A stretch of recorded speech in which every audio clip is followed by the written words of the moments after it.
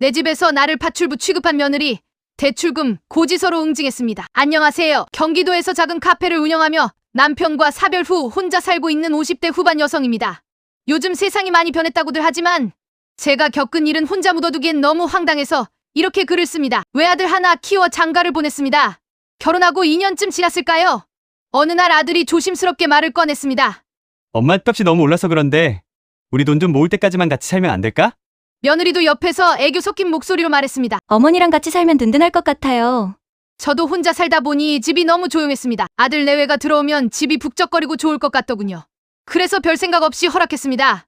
그게 제 인생에서 가장 큰 실수였다는 걸 그때는 몰랐습니다. 합가 첫날부터 분위기가 조금 이상했습니다. 맞벌이라 힘들다며 아침 식사는 자연스럽게 제 몫이 되었고 퇴근하고 돌아오면 싱크대에는 설거지가 그대로 쌓여 있었습니다. 처음에는 그냥 넘어갔습니다. 젊은 애들이 바쁘겠지, 내가 조금 도와주면 되겠지 싶었습니다. 그런데 어느 날 제가 카페 일이 너무 바빠 저녁을 준비하지 못한 날이 있었습니다. 며느리가 퇴근하고 들어오더니 인상을 쓰며 말했습니다. 어머니 집에 계시면서 밥도 안 해놓으시면 저희는 어떡해요? 밖에서 사 먹는 것도 다 돈인데. 순간 귀를 의심했습니다. 제가 이 집 주인이고 제 돈으로 산 쌀로 밥을 해주고 있는데 마치 제가 무보수 파출부라도 된 기분이었습니다. 그런데 더 황당한 건 옆에 있던 아들이었습니다. 엄마, 그냥 좀 해주지 그래. 그 말을 듣는 순간 가슴이 서늘해지더군요.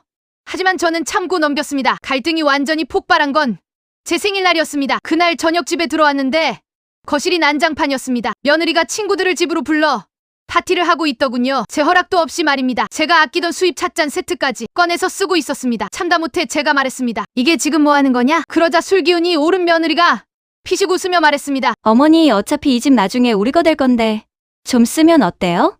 어머니 돌아가시면 다 우리 건데 미리 적응 좀 하는 거죠. 순간 머릿속에서 무언가 뚝 끊어지는 소리가 났습니다. 그리고 옆을 보니 아들은 며느리를 말리기는커녕 웃고 있었습니다. 와이프 말이 틀린 건 아니잖아. 그날 밤 저는 한숨도 자지 않았습니다. 대신 계획을 세웠습니다. 첫 번째, 카페를 정리하고 지방에 있는 작은 집으로 이사 가기로 했습니다. 두 번째, 지금 살고 있는 아파트를 급매로 내놓았습니다. 일주일 뒤 아들 내외가 퇴근하고 집에 들어왔을 때 저는 거실에 앉아 있었습니다. 그리고 서류 한 장을 테이블 위에 올려놓았습니다. 부동산 매매 계약서였습니다. 며느리가 얼굴이 하얗게 질려 소리를 질렀습니다. 어머니 이게 뭐예요? 집을 파셨다고요? 저는 커피를 한 모금 마시며 조용히 말했습니다. 너희가 그랬잖니. 이 집 나중에 너희 거 될 거라고. 근데 미안해서 어쩌나. 내 재산은 내가 살아있을 때 다 쓰기로 했다. 아들은 당황해서 물었습니다. 그럼 우리는 어디 가요? 저는 담담하게 말했습니다. 그건 너희가 알아서 해야지. 보증금 5천만 원은 예전에 빌려준 셈 치고 줄게. 대신 그동안 여기서 먹고 자고 한 관리비랑 식비는 거기서 깠다.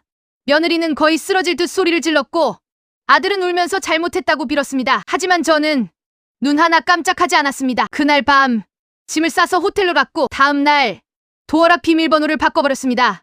며느리는 지금 친정에 들어갔다고 들었습니다. 아들은 매일 전화를 하지만 저는 받지 않습니다. 지금 저는 제주도 바다가 보이는 카페에 앉아 이 글을 쓰고 있습니다. 이제야 깨달았습니다. 자식이라고 해서 모든 걸 줄 필요는 없다는 걸. 사랑은 나누는 것이지 당연한 권리가 아니니까요. 자식은 자식이고 인생은 내 것입니다. 내 돈은 내가 쓰고 내 삶은 내가 즐기겠습니다.